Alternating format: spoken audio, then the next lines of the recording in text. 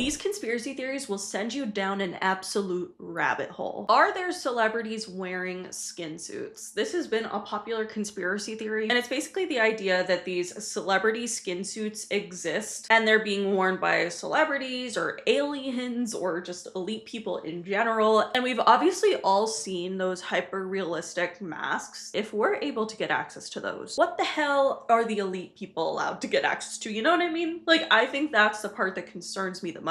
And we have actual proof of real celebrities using skin suits, at least to an extent. The most popular one being Dolly Parton. So Dolly Parton literally wears skin colored suits all the way like up to her chest sometimes, all down her arms, and specifically on her hands. That's like the number one thing she has always covered up. There have been many conspiracy theories over the years as to why does she wear these skin colored suits to cover her arms and her hands. Like, what's up with that? People have a theory that she just does it because of aging. Obviously your hands can show signs of aging, so people think that that's the reason that she wears those gloves, is so that we can't see her like aging hands. But she's been wearing them for a long time. I feel like I don't know if I believe that conspiracy. But other people think that she has like all of these tattoos all over her hands and arms, which Dolly has said she does have tattoos that no one has ever seen before, like the public, I mean, because she just like wants to keep them private to herself. So does she just have full-on sleeves? Like, that would be crazy. But some people have a darker theory that I find a little bit more interesting, and it's the idea that Dolly Parton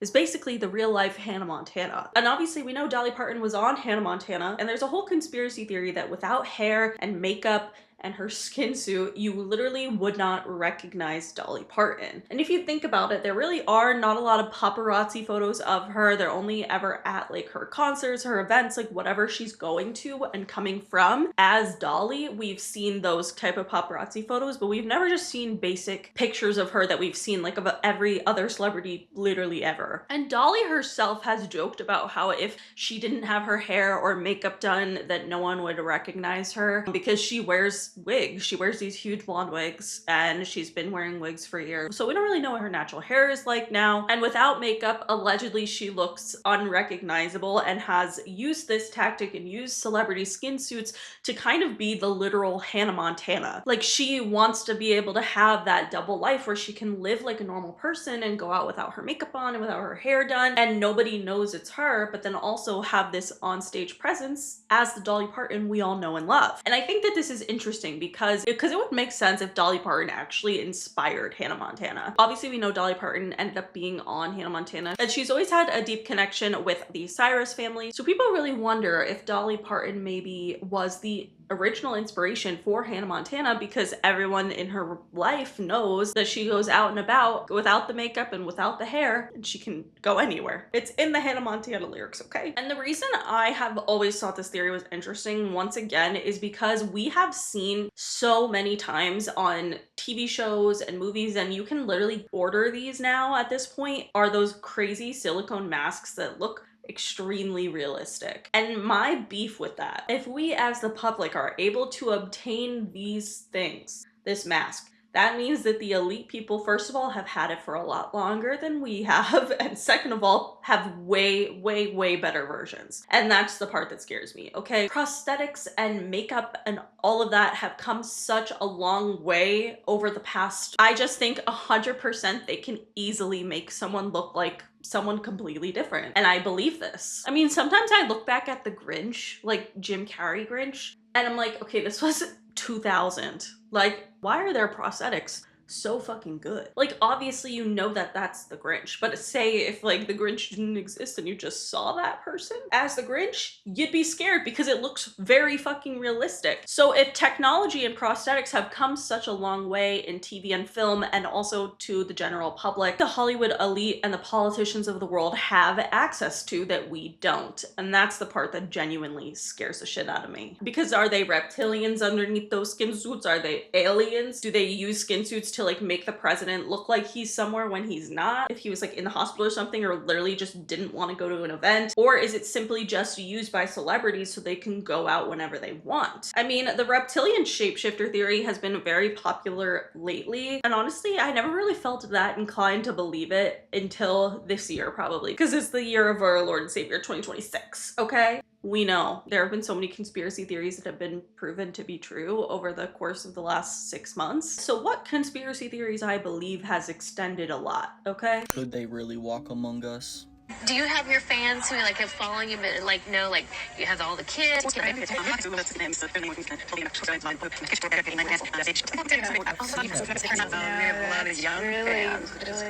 crazy. So how can people catch up with you guys today? Like, where's the best way? Do you guys have a website? Yeah. Your psychological disorder, and that it might actually be bipolar. Could be that.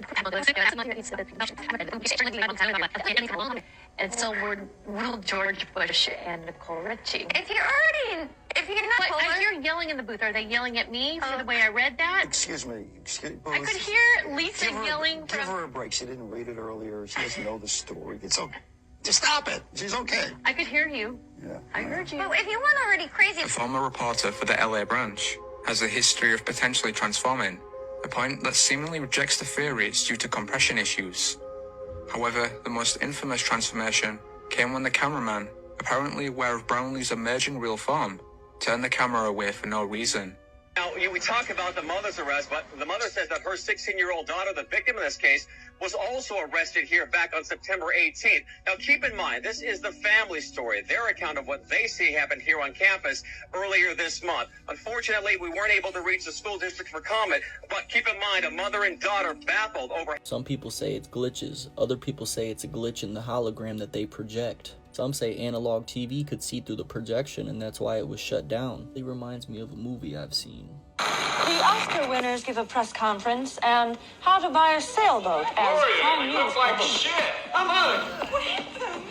What's wrong? So I don't know, are those people just glitching? Like, are they holograms like the creator said? Or I think that the like glitches look kind of lizardy, which is I think what a lot of people are saying. And they talk about how like the background of the videos are fine. The backgrounds of these videos are not glitching, so why is the actual person on screen glitching in like only just their skin? It's kind of fucking weird. And does it have something to do with reptilians or aliens or what have you, robots maybe even, wearing these skin suits? I don't know. It's dark, but it also made me start to think of course, the popular conspiracy theory that Selena Gomez is dead, replaced with a clone, etc. is Gina Davis. I never thought that the Gina Davis thing made a lot of sense, but what if Gina Davis is just wearing a skin suit that looks like Selena Gomez, you know? I don't know. It sounds a little crazy. It's a little tinfoil hat even for me, but it is interesting nonetheless. And again, I definitely believe that they have access to way better skin suits, technology, all of that shit than we do. So what they're using it for, that's kind of the question. And just knowing the government,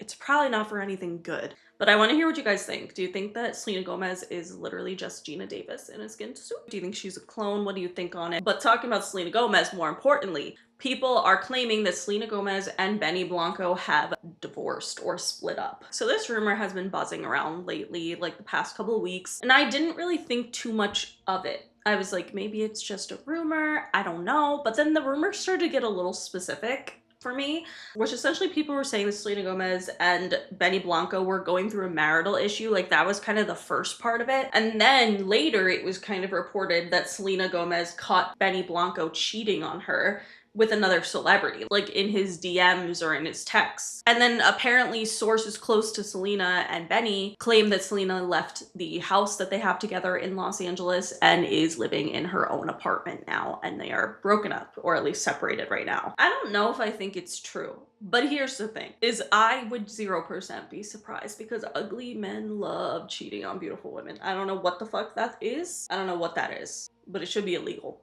to be honest. So I want to know what you guys think. I just feel like sometimes with rumors like this in Hollywood, where there's smoke, there usually is fire. Like there'll be a little rumor about something and then like People magazine will confirm it like a week later. That happened unfortunately with Love on the Spectrum, and people said that Abby and David broke up, and I was like, no, this is just a rumor, it's hearsay. And then the official reports came in. So I do feel like low-key where there's smoke there's fire, because people fucking talk, people run their mouths, people gossip. That just is life. honestly. And I think 100,000%, if this were true, we would kind of know about it in this way before we actually know about it, you know? I want to hear your thoughts though. And it wouldn't be the craziest thing because don't forget, Barry Keoghan cheating on Sabrina Carpenter. That's the ugliest man I've ever seen in my life. What do you mean by that? What do you mean? All right, I want to do a little follow-up on Amanda Ungaro. So Amanda Ungaro is an Epstein victim, and she is a longtime friend of Donald and Melania Trump, through specifically her ex, Paolo Zampoli. So Amanda Ungaro recently tweeted that she was going to expose the truth about Melania Trump and Donald Trump and Jeffrey Epstein and their relationship. And I think that that clearly sparked something, because hours later, Melania was on the podium giving this speech, a rare speech might I add, where she was just saying, I don't know Epstein, I've never been friends with him, and Ghislaine Maxwell, even though there's literal proof that they have been friends, they were friends. Like, you can say that you were not friends with him anymore when you found out he was gross, but you can't just deny the fact that you were friends. That's crazy. Either way, the fact that she did this hours after Amanda Ungaro was saying that she was going to expose Melania and her PDF file husband, it definitely raises some questions, okay? So what I find very specific about this is the timing of everything here. On April 7th, Amanda Ungaro sat down with El País magazine to give an interview. And then on the 8th, she tweets that she's going to expose Melania, which honestly, it makes me feel like she talked about this in the El País interview. That's what I would assume. But April 9th, Melania makes her statement. And then April 12th, El País releases the article, and there's basically no word of Melania Trump and Donald Trump or any wrongdoing. So did El País edit this out of the interview per Melania Trump's request? That's kind of the conspiracy theory that we have going on right now. I personally think they probably did edit this out. And definitely the government, whatever, the Illuminati, whatever you want to blame, is going to try and silence this woman, because her coming forward with information is very critical, because she was wrapped up in this world for such a long time. And the reason that she's exposing everyone is because she's Brazilian. And her husband, Paolo Zampoli, allegedly, this is kind of another conspiracy theory, although I definitely think this part's true, allegedly, sorry.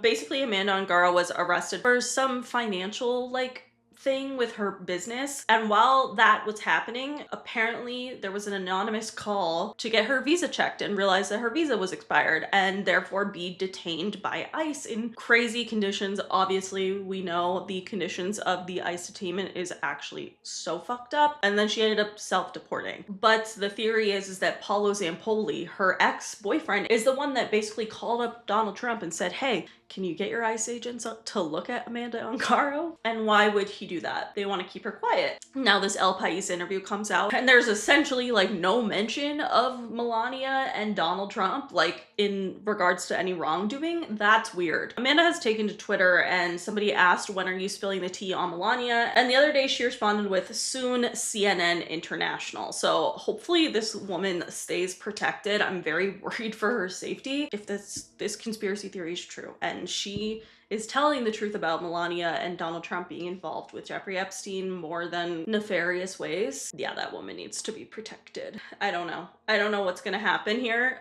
She already has said, I love my life, I do not want to take my life, anything like that. So you know it's scary when someone drops that. I don't like it. But I want to hear your guys' thoughts on this. What do you think is going to come from this? That's my question. Hopefully we actually learn something. It feels like we're on the brink of learning things because so many victims have finally gotten the opportunity to speak out. So I do think that we are going to be learning a lot more about the Epstein files and who was involved potentially and who they're trying to cover up is involved over the next couple of months. But I guess we'll have to stay tuned. But something that I think is very interesting in all of this has to do with models in general. There's, I think, a lot to be questioned around the models that were surrounded by Jeffrey Epstein. Not just the ones that were victims, because I think Amanda Ungaro is a perfect example of someone who is a victim, but then also maybe was doing some of the wrongdoing at the end. I mean, I don't know for sure, but she obviously was still friends with the Trumps for years and with Paolo Zampoli and friends with Epstein, whatever. And it's been proven by the files multiple times at this point that they used these young models who started out as victims to recruit more young girls so that Jeffrey could traffic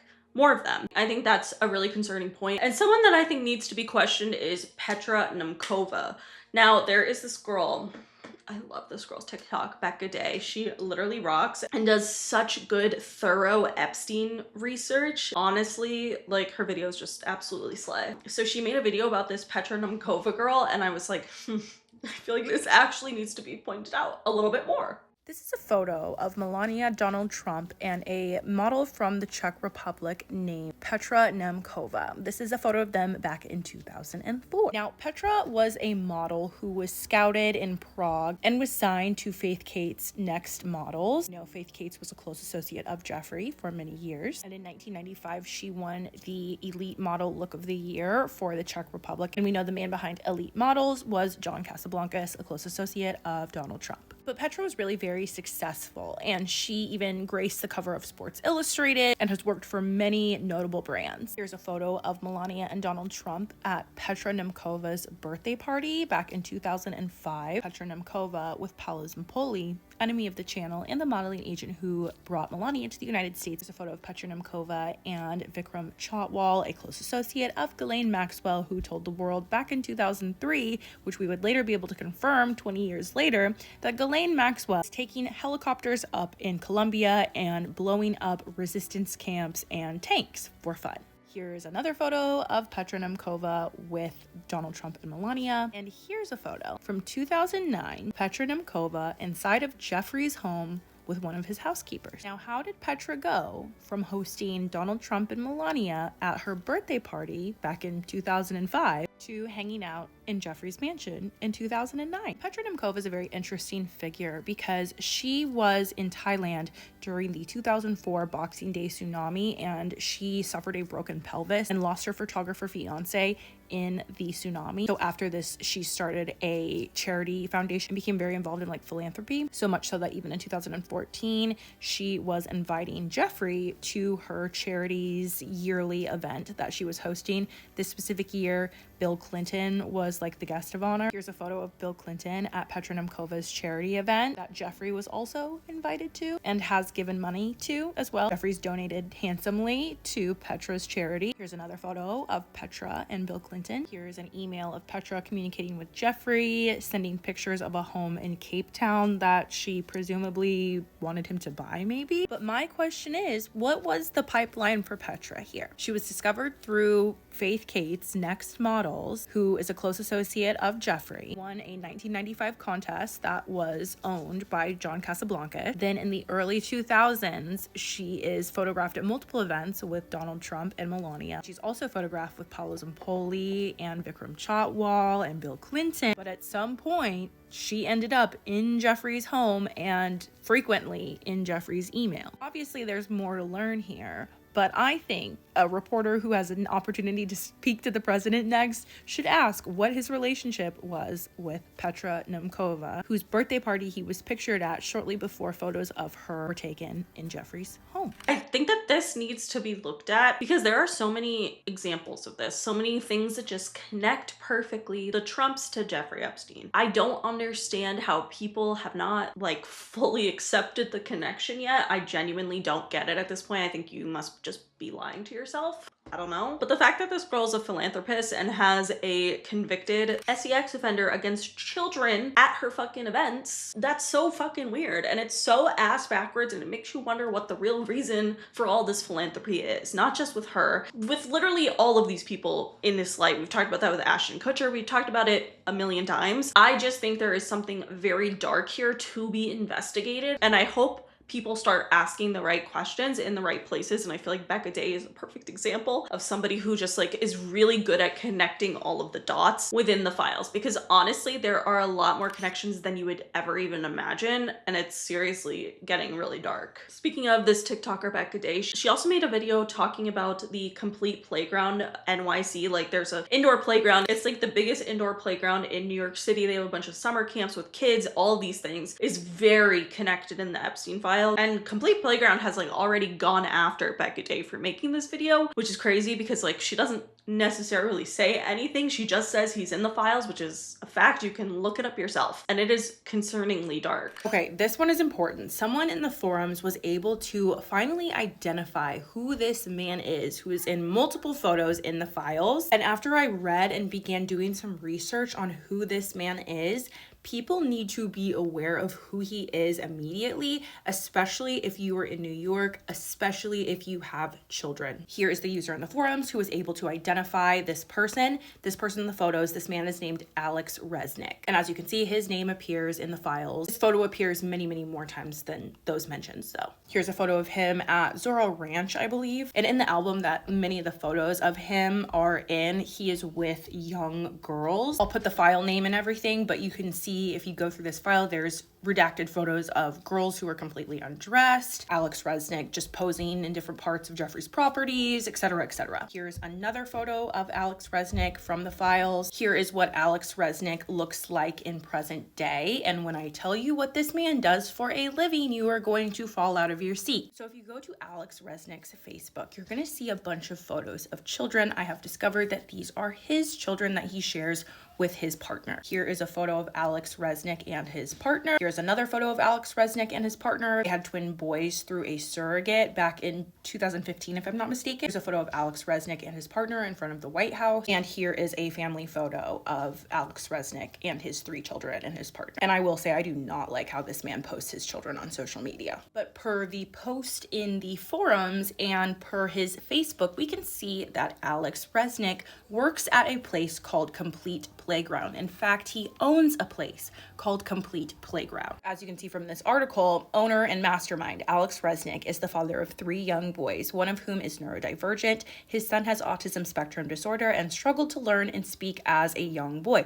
Resnick, who is Israeli-Ukrainian, detests how his son's disorder is being treated in America and saw many innovative processes being used abroad in Europe, namely interactive innovative playground spaces. Through such spaces, Resnick saw his son flourish and develop faster than ever before. So Alex Resnick, who is in the files, owns this indoor playground that is in New York City that is open and busy and booked in present day. They offer like day camps for kids, summer camps, child care, swimming lessons, gymnastics, like everything. It's so popular, Anderson Cooper and his husband brought their child to Complete Playground. Here they are pictured with Alex Resnick, who is in the files. Huge shout out to the person on the forums who was able to identify Alex Resnick and is beginning to sound the alarm, and I'm hoping to amplify that and sound the alarm because that man has no business around children. Let me be so clear. Him having no business being around children has nothing to do with who his romantic partner is and has nothing to do with how he identifies himself. It has everything to do with who he chose to be friends with, whose island he chose to attend, who he chose to email back and forth with, the victims that he chose to spend time with. So if you are in New York, if you have children, please let people know that the owner of this establishment is in the files and is an associate of Jeffrey. I feel like she was very diplomatic with how she was speaking. She just says the facts, which is that he's in the files, and that should be of concern itself, at least in the extent that he's in the files. Like, obviously there are people who are mentioned in them, but like, it's like from a news digest that he received an email from or something stupid. But this man was on the island. He was at Zorro Ranch. He was doing the most with Jeffrey Epstein post 2008 conviction. We should have problems with that man wanting to run a daycare for children. That is very fucking concerning. So Complete Playground NYC was opened in 2024, and I just think that the access that this man has to various children is very concerning. And I think honestly, like, this is gonna sound dramatic, but at this point in life, if you are going to send your kids anywhere, you really need to do your research on who owns these establishments, because that should not be allowed. It should not be allowed. He chose to hang out with somebody who is convicted of essaying a child. That is crazy. Like, how do you not have to have background checks to open places like these? It's just disturbing overall. And I was reading some of the comments of mothers who were like, oh my God, I sent my kid to daycare there. Like, I'm sick to my stomach. And honestly, I would be too. Of course, obviously it's not their fault. They didn't know, but it is something that we should spread the message on. And you can do with it what you will, which is why I think it's ridiculous that they like reached out to Becca being like, don't say these things. Because girl, people have the right to know whether or not the owner of their children's daycare is in the Epstein files and has been to Epstein's island. People have the right to know that. All right, the next rabbit hole we're going down is the conspiracy theory about the different scientists who have gone missing or have been found dead that are all connected to each other and kind of in this huge webbed network of working for the government kind of in some way. Like they're either scientists for like NASA or they worked on research for like the military, etc. All of these things and how they connect and how over the past couple of years, like a dozen people are missing and dead. And what the hell is that? So we're gonna kind of start at the beginning of the timeline. This is at least where the beginning I saw. Again, a lot of different sources will say different numbers. People will be like, I feel like the most popular number I've seen is like the 6 scientists, but there's like really like 10 or 12 of them. I think this one has 8, so we are just going to start here. But honestly, the connections probably go even further with other missing cases and other murder investigations that are just not talked about. So on June 11th of 2022, Amy Eskridge was found dead allegedly from a self-inflicted gunshot wound to her head in Huntsville, Alabama. So conspiracy theories around her death have only ramped up even more because a 2020 interview of her resurfaced where she literally says, "My life is in danger." Something that I think is weird is her line of work. So Amy co-founded the Institute for Exotic Science with her father, Richard, who was a retired NASA engineer. So the institute that she owned was unaffiliated with NASA, and she had been working there developing anti-gravity technology and perhaps things that maybe the government wouldn't want the public to know about, classified information. And again, even though it wasn't connected to NASA directly, obviously her father would know a lot of these secrets of space that the government isn't telling us. So a British intelligence officer named Frank Milburn claims that he was reached out to by Amy like shortly before her death, and he claimed that she said that she was a victim of harassment and intimidation, which included like psychological attacks, the use of energy weapons, and she was genuinely scared for her life before she died. And did she just know too much? Honestly, maybe. Then July 30th of 2023, Michael Hicks is the next person who worked at NASA's Jet Propulsion Lab before he died at 59 years old. His research was a lot about comets and asteroids and all things outer space, obviously, at NASA. He was on the science team for the DART project, the near-Earth asteroid tracking, which I think is kind of interesting. Like, did he realize an asteroid was going to hit Earth at some point, and that's why they took him out, because he wanted to sound the alarms like a normal person? But the government doesn't want that? I don't know. But the cause of his death has never been publicly made available, and no autopsy was performed, which is obviously suspicious. Then on July 4th of 2024, there was Frank Maywald, who was again a longtime senior scientist and researcher at NASA's Jet Propulsion Lab in Los Angeles, California. He was just 61 years old, and again, no autopsy, cause of death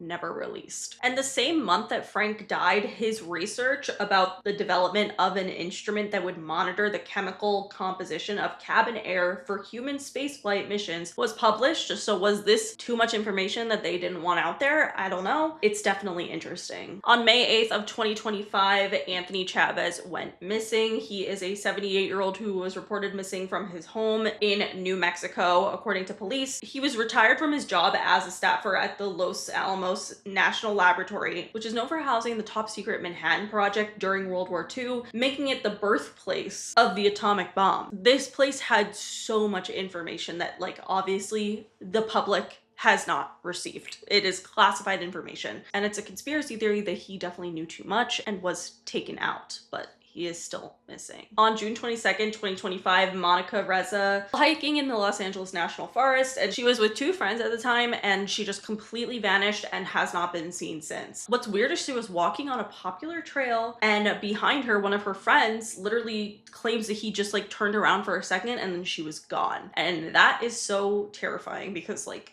I mean, you're on a hike. There's not really many places to go. How could she just vanish into thin air? And years prior to her disappearance, she also worked at NASA. And years prior to her disappearance, she was working on a rocket project at the Air Force Research Laboratory that was overseen by U.S. Major General William Neal McCasland, who I'm sure you've heard about. He is the most recent addition to this conspiracy theory. He went missing in February of 2026. And the fact that she disappeared and then he disappeared a year later, we've got a lot of questions, okay? On June 26th of 2025, Melissa Casius went missing. She was 53 years old. She was dropping off lunch for her daughter at work one day in June and just never came home. There's surveillance footage of her walking alone on the highway, but she did not have her keys, her wallet, her phone, or anything, and basically told friends and family that she was going to be working from home that day. So the fact that she's just now missing is very confusing and concerning to her friends and family, of course, but also because she was an administrative assistant at the Los Alamos National Laboratory. Again, all of these things just connecting, and a lot of them being only a couple months apart is very weird. Then on August 28th of 2025, there was Steven Garcia, who was last seen at his home in Albuquerque, New Mexico. He worked as a government contractor with alleged ties to the Kansas City National Security Campus, which makes non-nuclear material components used for national defense systems. Again, military shit that obviously the average person doesn't know about, and his role as a contractor there definitely gave him a high level of security clearance, and he would have been able to move around the premises as he so pleased, and maybe he found something that he was threatening to expose. Then on December 16th of 2025, Nuno Luerio was 47 years old when he was found dead inside of his home in Brookline, Massachusetts. He'd been shot multiple times while his wife and daughter were home, and the suspect has been identified as Claudio Manuel Neves Valente, and officials stated that the two went to the same university together in Portugal between 1995 and 2000. So this is a very weird, like, connection here, obviously, and according to police, Valente died of suicide inside of a storage unit in Salem, Massachusetts, just one day after Nuno was shot. But what's interesting is that Nuno had just been named to take over as the lead of MIT Plasma Science and Fusion Center in 2024, where he was personally working on the advancements in clean energy technology. So once again, somebody who has this classified information and probably knows too much is just taken out. Kind of no good explanation, like some fucking random guy you went to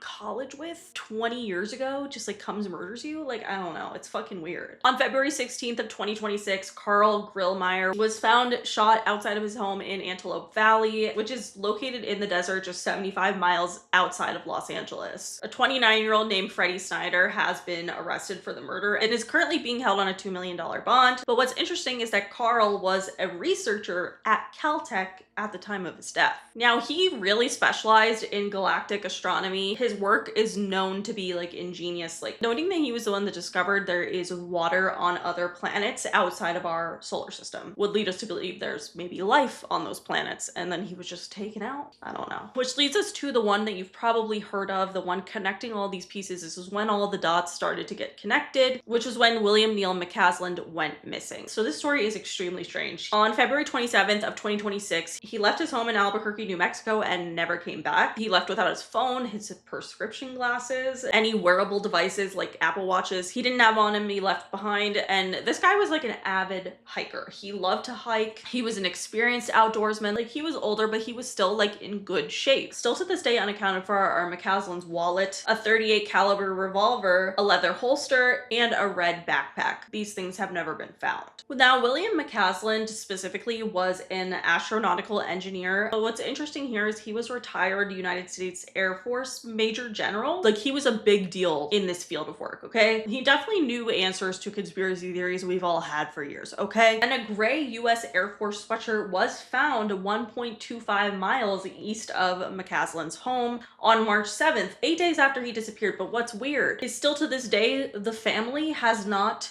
claimed that that was his. Like, they have not confirmed, oh yeah, this is his sweatshirt. How the fuck would you not know if your husband had that sweatshirt? You obviously would know. And that has yet to be confirmed, and also that there was no blood found on the sweatshirt. So again, this just leaves us with a bunch of questions. And despite Air Force denials, the particular base that McCasland was working on was rumored to have housed extraterrestrial debris linked to the Roswell incident. And what's weird is McCasland's disappearance came just days after Donald Trump went on Truth Social and was like, hey, I'm directing the Pentagon and other federal agencies to release all government documents related to extraterrestrial life and UFOs. So that is an interesting timing. I don't know, because obviously Donald Trump had promised to release the Epstein files several times, so obviously he didn't do that. So I don't know if that's actually coming, but it is interesting, and I really want to hear your guys' thoughts on this and what you think could be the connection here. I do think that there is a connection here. I feel like there's no way, it is too strange, okay? There would need to be way too many coincidences for this to not be a conspiracy theory at this point. I'm sorry,